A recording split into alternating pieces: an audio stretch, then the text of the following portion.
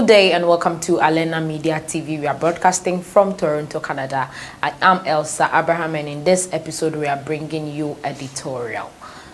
The worsening conflict in Ethiopia, route to civil war. Let's go for a quick break. When we come back, we'll get our editorial in details. Stay with us.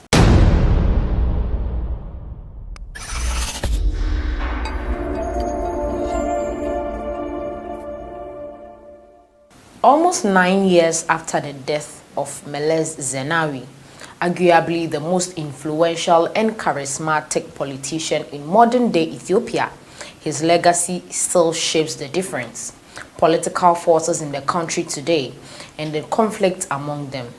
In fact, it is not by chance that analysts explain today's war in Tigray through the lenses of his politics.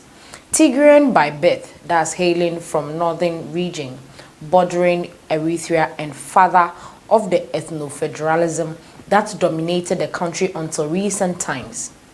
In the late 1990s, Zenawi reorganized Ethiopian regions based on historic, cultural, and ethnic factors.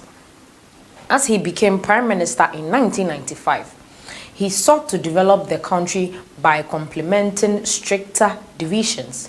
Cultural, educational, and linguistic policies prompted a staggering crystallization of demographic features in the different regions, bringing about renewed identities and tensions.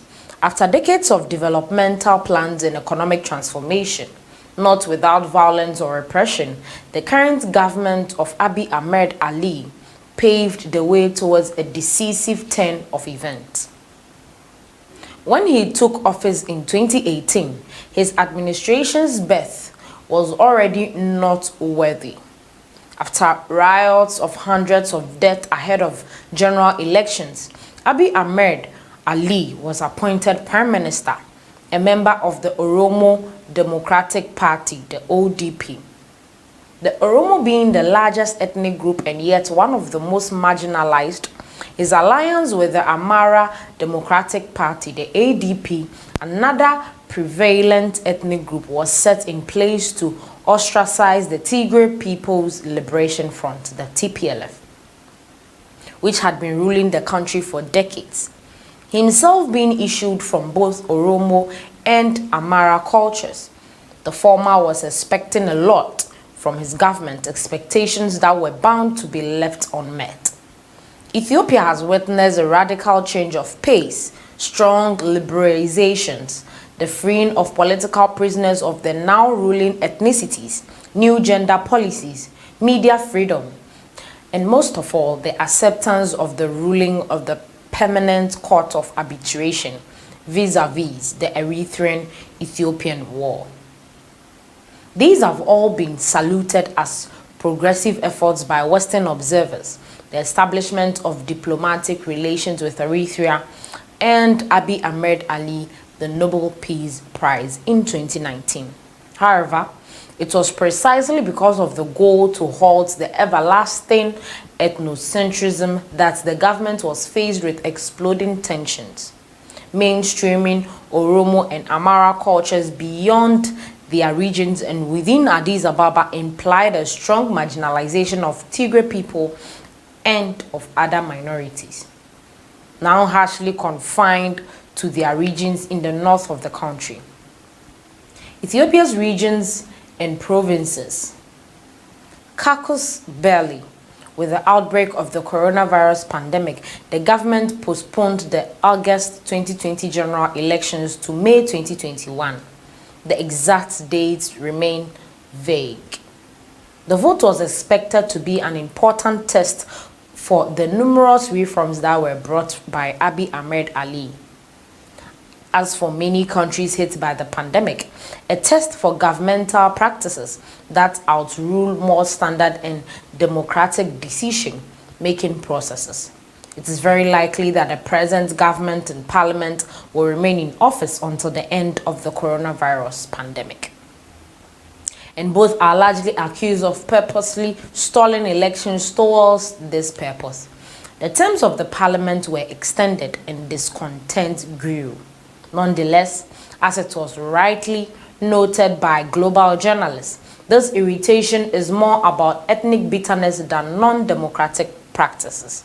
In fact, supporters and opposition mobilized their constituencies in all regions, often with opposite goals. On 9 September 2020, in open defiance of federal government, the Tigray region held primary parliamentary elections. Unsurprisingly, the Tigray People's Liberation Front won 98.2% of the vote. After weeks of stalling due to the irreducible positions of both the federal government, which strongly contested the elections, and the Tigray government, tensions escalated until TPLF forces attacked the army in the neighboring Amhara region. On 4th November 2020, the Ethiopian army entered its northernmost region to chase its former leaders. Since then, in what was nonsensically called a police operation by Abiy Ahmed, the conflict exploded in the whole region, killing thousands of people and making headlines about unjustifiable violence.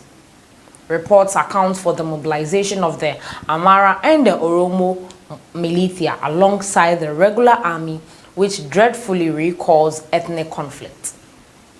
The Ali government closed the borders of the Tigray regions to both reporters and humanitarian workers and mobilized the entire army, wiping away years of supposedly liberal policies in the name of war. Former leaders have also been chased out, arrested and killed in the northern mountains. Assassinations include the Secretary Getachew, TPLF spokesperson, Daniel Asef, a former head of the Tigray Finance Bureau, Zire Ashgedom, former head of the Ethiopian Broadcasting Authority, and Abebe Ashgedom, the journalist. On 28th November, the army seized Mekelle, Tigray's capital, and put a $250,000 bounty on Gebrestin Gebremichael, the head of the Tigray party, the TPLF. The role of neighboring countries. Borders do not limit conflict, and most of the neighboring countries are playing a role in the war. The Sudanese army accused the Ethiopian army and the Amhara militias of looting artillery units across the border. Moreover, Sudan is currently the destination of some tens and thousands of refugees that are fleeing the conflict. And while the government is pleading for peace, its actions remain ambiguous. Tensions keep mounting on the border in the fertile Al-Fashka region, where there were several weeks of skirmishes in December between the two countries. Regular forces, as the Ethiopians are reportedly impeding the transit of people.